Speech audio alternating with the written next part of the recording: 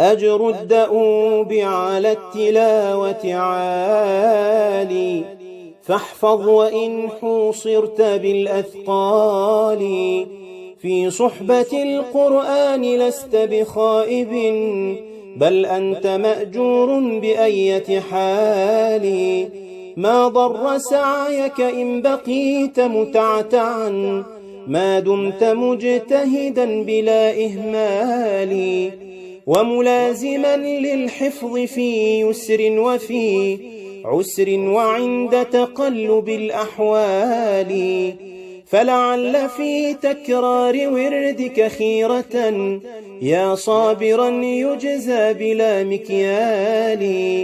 ليرق قلبك من تدبر آية، حتى تزول جوامد الأقفال.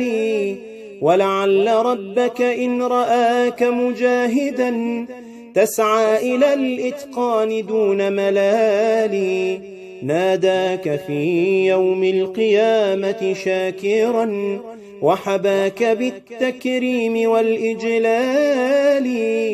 اقرأ ورتل ثم ترقى ماهرا، تتلو كتاب الله باسترسال. ومتوجا تاج الوقار يزينه، در وياقوت وحسن لآل. بيديك بذل الجهد دون توقف، ولربك التدبير في الآجال.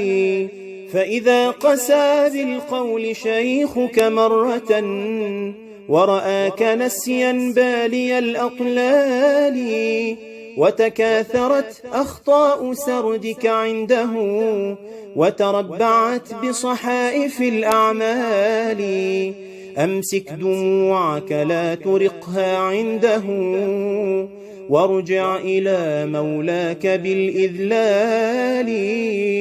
وافرح بحرف نلته وبآية، تنجيك يوم الدين من أغلال.